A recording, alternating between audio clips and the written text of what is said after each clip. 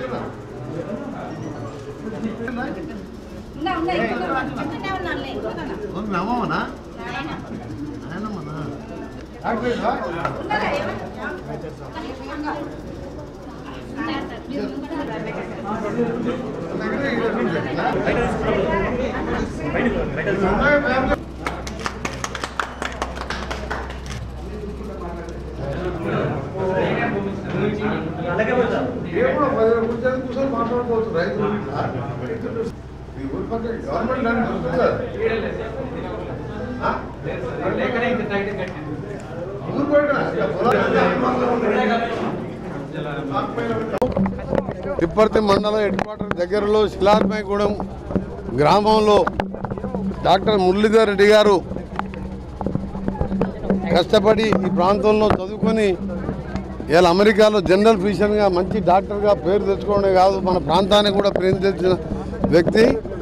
ఈరోజు వారి సోదరుడు కూడా నరేందర్ రెడ్డి ఇక్కడ సర్పంచ్గా ఉండే ఈ గ్రామంలో, వారి గ్రామంలో ఈ చిన్న గ్రామంలో ఒక అంగన్వాడీ కేంద్రం, ఒక లైబ్రరీ, ఒక కమ్యూనిటీ హాల్ ఒకటే ప్లేస్లో మంచి వాతావరణంలో చూడడానికి మంచి కన్స్ట్రక్షన్ హైదరాబాద్లో ఏ విధంగా ఉంటుందో కన్స్ట్రక్షన్ ఆ విధంగా కన్స్ట్రక్షన్ చేసి ఇక్కడ గ్రామీణ ప్రాంతంలో ఉన్న యువకులకు కానీ పెద్దలకు కానీ మహిళలకు కానీ వారి రైతులకు కానీ వారికి సంబంధించిన విషయాలు తెలుసుకోవడానికి లైబ్రరీ పెట్టడం, అదే బిల్డింగ్లో ఏమైనా మీటింగ్ పెట్టి గ్రామ సమస్యలు చర్చించుకోవడానికి కమ్యూనిటీ హాల్ కట్టడం, అంగన్వాడీ ఇలా కిందనే మంచిగా చిన్నపిల్లలు కట్టడం అభినందనీయం. ఈ సందర్భంగా డాక్టర్ మురళీధర్ రెడ్డి గారిని ఈ ప్రాంత ఎమ్మెల్యేగా ఒక రాష్ట్ర మంత్రిగా మా పార్టీ తెలంగాణ కాంగ్రెస్ పార్టీ ఇందిరమ్మ రాజ్యం పేదల కోసం ఆలోచించే ప్రభుత్వంగా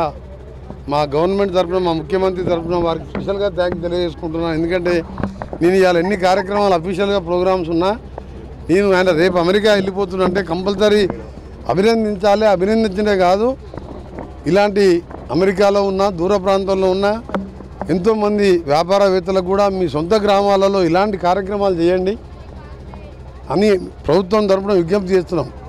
ఎన్ని గవర్నమెంట్ రైతులకు చేసినా ఎన్ని చేసినా ఇలాంటి కార్యక్రమాలు చేసినప్పుడే ఆ గ్రామాల అభివృద్ధి అనే కాదు ప్రజల్లో కూడా మార్పు వస్తుంది. కాబట్టి రాజకీయాలకు అతీతంగా ఇలాంటి కార్యక్రమాలు చేయాలని చెప్పి డబ్బున్న వారందరినీ కూడా కష్టపడి మీరు సంపాదనతో మీరు ఆర్థికంగా ఎదిగిన తర్వాత మీ సంపాదన వృధా పోకూడదు.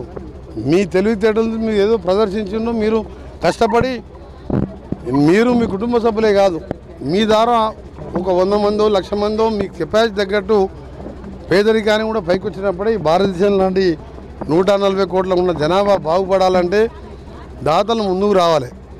అమెరికాలో ఉన్న చాలామంది పోయినప్పుడు వాళ్ళ స్టోరీ చూస్తే బిల్ గేట్స్ కానీ మిలిండా లాంటి వాళ్ళ ఫౌండేషన్ కానీ ఇక్కడ ఉన్న మన నారాయణమూర్తి గారు కానీ ఇక్కడ ఉన్న మన దగ్గర చూస్తే వాళ్ళ టోటల్ సంపాదన 90% మళ్ళీ సంపాదన తర్వాత మొత్తం 10% పిల్లలకి ఇచ్చి మొత్తం కూడా వాళ్ళు ఇస్తారు.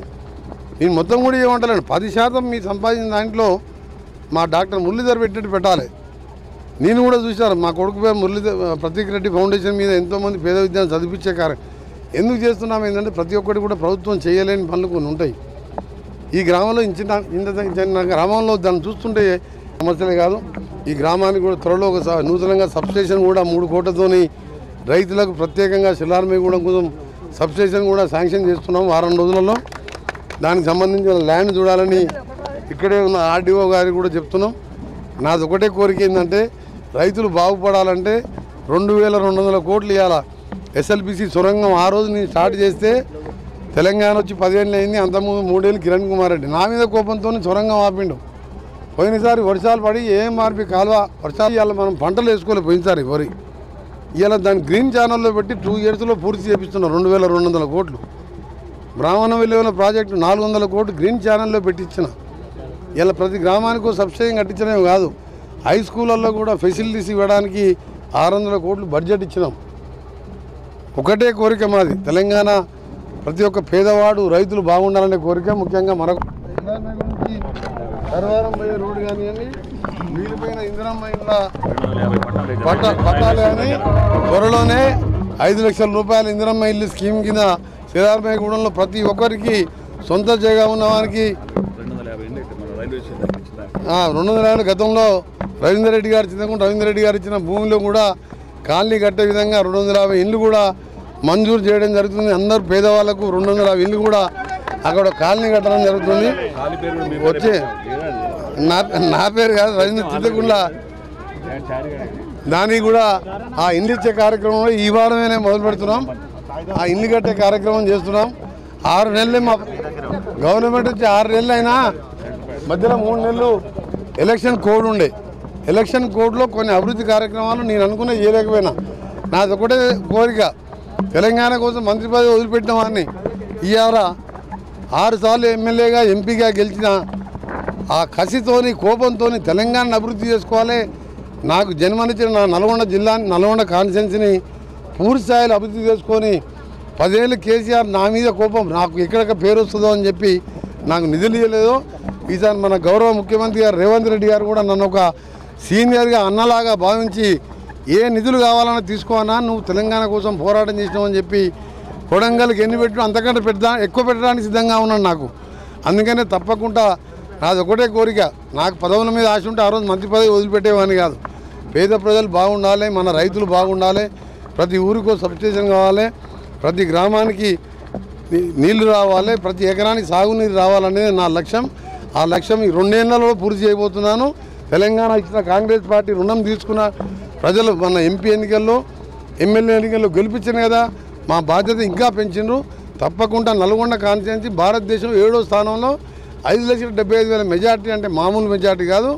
నల్గొండ పార్లమెంటు, నల్గొండ జిల్లా తెలంగాణ అభివృద్ధి లక్ష్యంగా కోమటిరెడ్డి వెంకటరెడ్డి 4,600 కోట్లతో హైదరాబాద్ విజయవాడ రోడ్ని ఆర్ఎన్బి మంత్రి అప్పుడు లోక్సభ ఎంపీగా 2 నెలల పని స్టార్ట్ చేస్తున్న ఎక్స్ప్రెస్ హైవే నిన్న కూడా 6 గంటలు రివ్యూ పెట్టినా. అలా ఎన్నో నేషనల్ హైవేస్ని రోడ్డు శాంక్షన్ చేసుకున్నా. నాకు పని ఒకటే ముఖ్యం, పేద ప్రజలంటే ప్రాణం. ఎవరు నా దగ్గరికి వచ్చినా సాయం చేసి అలవాటు ఉన్న నాకు మురళీధర్ రెడ్డి గారిని చూస్తుంటే నిజంగా నాకు చాలా సంతోషం అనిపిస్తుంది.